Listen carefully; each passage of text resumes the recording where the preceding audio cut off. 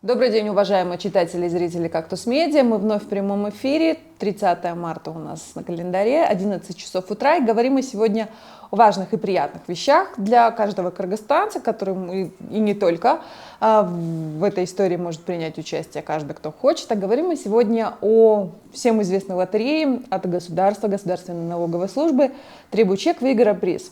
Как вы помните, с 23 марта ее запустили вновь и вновь. Вся страна собирает чеки в попытках выиграть квартиры, не только одну квартиру, а также другие ценные призы. А говорить мы сегодня об этом будем, об условиях и призах, а также о том, какими сложностями можно столкнуться и как их решить, с Алибеком Таласбековичем Оморовым, начальником отдела внедрения механизмов стимулирования граждан и взаимодействия Государственной налоговой службы. Алибек, спасибо большое за то, что вы откликнулись на наше приглашение и пришли к нам в эфир. Ну, для начала расскажите, пожалуйста, довольна ли налоговая служба результатами проведенной лотереи, которая была в 2022 году? Здравствуйте, уважаемые слушатели. Да, для Государственной налоговой службы это был первый опыт в истории, и довольна, и так как результаты были положительные в плане привить народу просить чеки, и это также стимулировало предпринимателей выдавать чеки. И в связи с этим мы решили продолжить данную акцию и надеемся на хороший результат, надеемся, что народ нас поймет и будет требовать чеки при приобретении товаров и услуг. Ну, 23 числа она уже началась. Какое количество чеков отсканировано? На данный момент отсканирована общая сумма на 30 миллионов чеков отсканирована, и присвоено уже 268 тысяч ID-билетов. 300 миллионов, получается. 300 миллионов, да. Давайте напомним, что один билет – это 1000 сомов. Да, один билет – правильно? это 1000 сомов. Ага. А какие чеки используют? Можно ли использовать чеки, которые были получены с начала года? Вот. Да, можно было использовать чеки с начала года, только которые отвечают новым техническим требованиям. Это с содержанием фискального модуля. Могу чуть рассказать про фискальный модуль. Да, расскажите, пожалуйста, что это такое, потому что все знают историю с внедрением контрольно-кассовых машин, их требованиям обновления, все мы очень следили за этим, и вот что сейчас это требование необходимо выполнять, да? Да, новые требования введены для того, чтобы данные поступали в базу в режиме реального времени. Допустим, если вот на примере взять, если это ККМ-аппарат, старые в ККМ-аппаратах нет СИМ-карты. Ну, это как СИМ-карта, то же самое, которая в режиме реального времени позволяет передавать в базу данных чек уходит сразу к вам в да, базу, да? Сразу. И систем, старые образцы не имеют такой возможности. Получается, данные поступали куда-то в центр технического обслуживания и потом только поступали к нам. Как выявить этот чек, который не подходит, вот потому что я уже принесла Алибеку чеки показать, и мы вот среди них выявили один чек, который не прошел идентификацию и выдал, что чек сделан на старом ККМ-аппарате. Каким образом? Да, вот, Диля, спасибо большое, что принесли чеки ради образца, и в новом чеке должно быть пункт FM, это фискальный модуль. Если на чеке написано FM, значит он соответствует требованиям, и он будет участвовать в лотерее. А, вот тут такой сверху на QR-кодом, я не знаю, вот да, хорошо будет видно, да, вот здесь попробуем, да, вот. Ну вот здесь вот QR-код, и вот здесь написано FP, да? FM. А, FM. У меня FP написано. Не, значит, это чек старого образца. Это чек старый, вот из одной сети аптек, он старый. Уважаемые зрители, я вам сейчас вот объясню. Допустим, вот взяли мы фискальный чек со столовой Гренки. И мы видим, здесь есть ККМ-версия, РНМ ККМ, это номер. И вот есть FM, номер фискального модуля. Это вот номер той самой СИМ-карты, которая позволяет вот нам передавать данные в базу данных налоговой службы в режиме реального времени. Не путайте, пожалуйста, с фискальным документом. Покажите, вот как он должен выглядеть. Вот такой подходе, да? Пункт, да, просто FM. И там будет его серийный номер. Обязательно следите. Если, в случае, если не будет номера FM, пожалуйста, подавайте жалобу, и налоговые органы примут меры. Опять-таки, какое количество чеков можно сканировать? Очень важный вопрос, очень часто его задают. Любое количество чеков можно сканировать, но в рамках разумного. Мы знаем, у нас есть категория людей, которые любят злоупотреблять акциями, у которых есть доступ к этим чекам. Допустим, это кассиры, бухгалтера. Если в случае того, что вы не забираете чек, он его оставляет себе, и у него накапливается очень большая сумма. Это первый случай. Второй случай – это владельцы крупных складов. Эти владельцы складов, они также могут спокойно выбивать сами себе чеки и тоже злоупотреблять акцией. Но цели акции совсем другие. Там, допустим, если там у нас средняя зарплата там 30-40 тысяч, вы вот старайтесь просто при покупках и услугах в любых даже просить фискальные чеки. Смотрите, мы обязаны требовать фискальные чеки. Я знаю, что вот очень много, часто на кассах встречается вот такая памятка от ГНС, где ты требуете ККМ-чек. Требуйте ККМ-чек. Что делать людям, если им не выдают ККМ-чек? Если в случае, если не выдают ККМ-чеки, в мобильном приложении Salik-чек, ну, где вы пользуетесь лотереей, есть функция «Подать жалобу». Есть вкладка «Обратная связь», выбираете «Подать жалобу», «Оформить жалобу», и в реестре жалоб выбираете «Не выдали чек», и указываете точный адрес, и налоговые органы отработают и примут меры соответствующие. А будет ли какой-то фидбэк?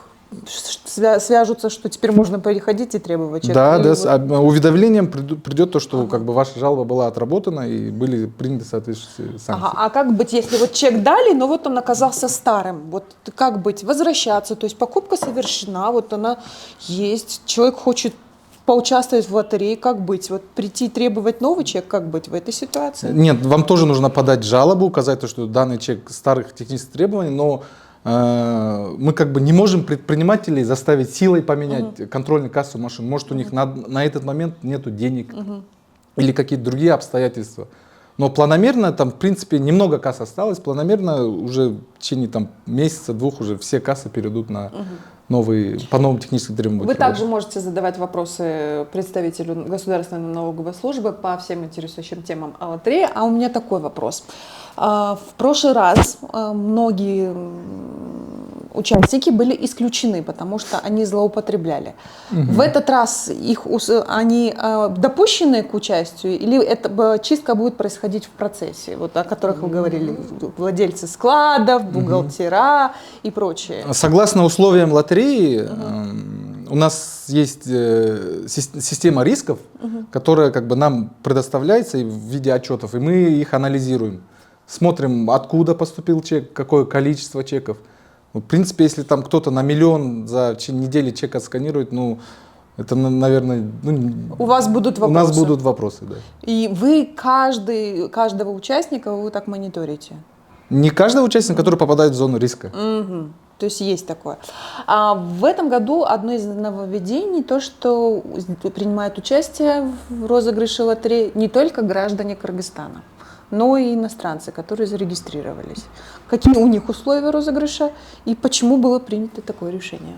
У них, ну, так как они являются также, ну, живут на территории Кыргызстана, также приобретают товары и услуги, но я хочу подчеркнуть то, что иностранцы, которые имеют ПИН, персональный идентификационный номер. Которые зарегистрированы официально в Кыргызстане, которые имеют вид на жительство и вид на жительство, работают, да? Они здесь как бы получают зарплату и также пользуются услугами, покупают различные товары. Такие уже зарегистрировались? Я сейчас точно не могу ответить. Ну, скорее всего, какая-то статистика определенная есть. А почему было принято решение? Для того, чтобы их стимулировать или дать возможность тоже поучаствовать? Ну они тоже участники товарооборота, они здесь платят налоги, почему нет? У меня еще такой вопрос. В этом году достаточно большой такой призовой фонд. Да. Обещали 10 квартир. Откуда их взяли, где они будут? Или вы еще не знаете? Ну, этот вопрос прорабатывается, обязательно эти призы будут. Помимо будут ценные призы, это как вау-приз, это машины, квартиры и очень много ценных призов, которые любому человеку пригодятся. Это там телефоны, ноутбуки. Сколько будет розыгрышей? В прошлом году было 3 этапа. Был 1 июля, 1 октября и 30 декабря мы встречались. Да, в этом году мы приняли решение провести 2 розыгрыша. Это 1 июля и 30 декабря.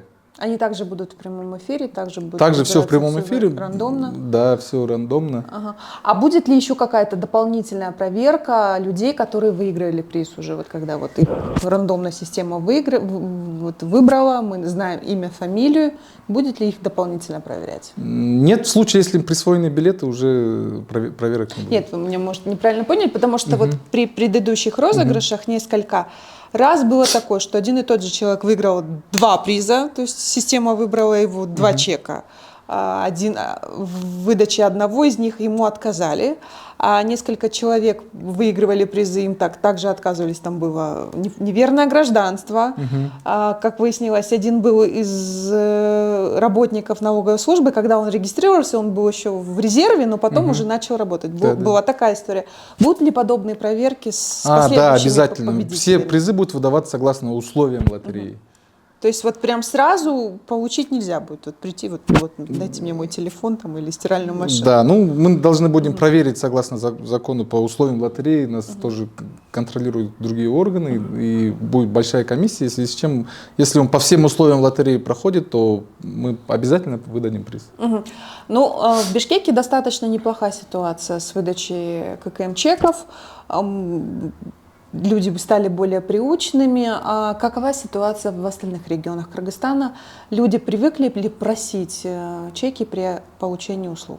Да, мы вот последние поступившие жалобы анализируем, звонят с регионов, там опашки, байкешки говорят, вот там чек не дали в аптеке, в магазине. Мы сейчас активно отрабатываем эти жалобы. В регионах тоже ситуация То есть нормальная. население как бы также требует и привыкает? Да.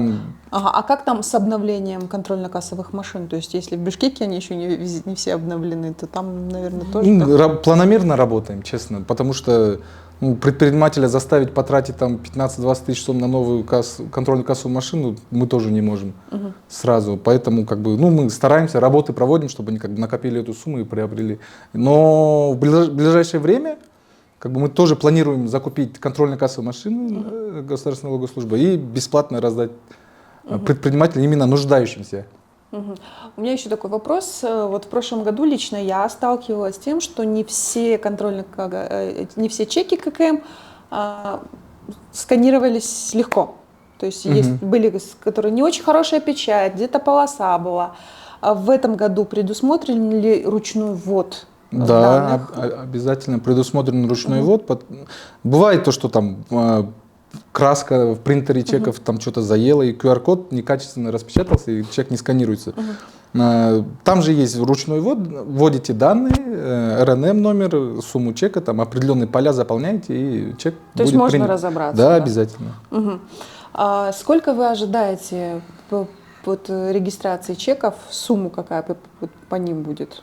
То есть в прошлый раз было на несколько 19 миллиардов. 19 миллиардов, да. Но мы не можем прогнозировать, это все зависит от вас, от граждан, от нас, от граждан Кыргызстана. Просто просим, пожалуйста, просите кассовые чеки, просим предпринимателей выдавать кассовые чеки. Это очень важно для нас. Объясню почему. Потому что, допустим, мы сейчас вот с Дилей сходим в кафе и там покушаем на 1000 сомов. Нам кассовый чек не дадут, государство от этого не получит на 80 сомов. 8% сейчас, грубо говоря, ставка на общепит. Это очень важно. При покупке вы что-нибудь на 500, на 100 сом, без разницы купите, государство несет от этого ущерб, если вы не попросите кассовый чек. Из этих налогов формируется что? Из этих налогов формируется все абсолютно, вся инфраструктура Кыргызстана, школы, больницы. Зарплаты, госслужащих, пенсии. Стараемся ради граждан, ради всех нас. И если задать вопрос, зачем нам эта лотерея, это в первую очередь, чтобы финансовую грамотность, финансовую дисциплину выработать у граждан, у предпринимателей в первую очередь. Получается ли ее вырабатывать? Потому что, опять-таки, мое личное такое наблюдение. И продавцы, и покупатели после Нового года, когда был период бездействия лотереи, люди перестали опять требовать чеки. То есть это сейчас опять всем надо напоминать, что, а можно мне еще кассовый чек, пожалуйста, Получается ли исправить вот эту финансовую грамотность, ее вот нарастить? Ну, мы стараемся, но это в первую очередь зависит как бы от нас всех, от граждан. Ну, я не знаю, какой пример привести. Допустим, там в каком-то году, там, в 18 веке придумали светофор. Раньше все дорогу перебегали. Наверное, к светофору тоже долго люди привыкали, там, перебегали дорогу, не понимали, как он работает. Это то же самое. А зачем поставить светофоры? Чтобы был какой-то порядок там, среди движения, там, транспорта. То же самое про чеки, то же самое как бы и про остальные системы, которые налоговые органы внедряют. Это все связано как бы ради бюджета, ради государства, ради граждан. Ага, у меня еще такой вопрос. Сейчас мы развиваем цифровизацию, онлайн-платежи. Действительно очень много. Что оплачивается из интернет-банкинга, через терминалы? Можно ли использовать чеки, которые мы получаем там, для участия в лотерее? То есть мы оплачиваем уже там какие-либо услуги? Да, но согласно 193 статье положению, некоторые виды деятельности освобождены от применения ККМ. Как, например, какие? Ну, вот это вот терминал, ну, платежные организации, это вот платежная организация, которую... Ну, то есть пока вот я, допустим, использую приложение банка для оплаты там коммунальных услуг или оплаты за школу, я не получаю чек. Ну, то есть я получаю электронный чек, но его использовать нельзя. Хотя я получила услугу какую-либо. Ну, они просто по законодательству освобождены. Но будет ли дальше, возможно ли их применение? Нет, или пока не изменишь это мы сейчас в другую стихию уходим, но я про нее тоже могу рассказать. В случае, если платежные организации, вот, которые лицензируемые Национальным банком, они нам будут передавать в режиме реального времени, они будут освобождены от применения ККМ. Вот так вот. Да. Ну, давайте тогда подытожим наш разговор. Требовать чеки всегда и везде. Обязательно требовать. А предпринимателям обязательно выдавать самим, потому что по закону они должны во время того, как, допустим, вы продавец, я покупатель, я вам деньги дал, вы мне со сдачей или без сдачи сами должны дать кассовый чек. Еще вопрос такой, если забыл чек взять человек, может ли он вернуться попросить вновь его? Да. То есть продублировать чек. То есть вот бывает же, что на автомате чеки вот так вот продавец вот так сбрасывает в мусорку, чтобы они не мешались, а человек забыл его взять. Ну, наверное, если кассир его сможет как-то идентифицировать, то что это он был, может там другая смена будет. В принципе, да, можно, там будет операция возврат, и потом чек должны дать по закону. Ну, еще самое главное, участвуют ли сотрудники налоговой службы в лотереях? Нет, не участвуют. А то каждый раз обвиняют, что там уже все куплено, все разделено. Да. Государственная налоговая служба является организатором лотереи. У нас есть еще технические операторы салых-сервис. И мы, и организаторы, и операторы абсолютно не участвуют в лотерее. А родственники ваши? Родственники участвуют. Имеют право? Имеют право, да. Ну, вы все собираете чеки? Да, ну я все чеки собираю, отдаю там жене, бабушке, дедушке. Все понятно. Хорошо, спасибо большое, Алибек. Я напомню, что мы обсуждали условия и проведения лотереи «Требуй чек, выиграй приз». Все самое интересное, подробно мы обязательно опубликуем у нас на сайте. Также у нас будет все в соцсетях. Пожалуйста, смотрите, подписывайтесь. Я напомню, что у нас в гостях был Алибек Таласбекович Уморов. Это начальник отдела внедрения механизмов стимулирования граждан и взаимодействия с банками государственной налоговой службы. Спасибо большое за такой интересный эфир. Вам большое желаю всего самого доброго. А с вами я прощаюсь. Помните, что надо подписаться везде, поставить лайки. И помните, что «Кактус Медиа» любит вас.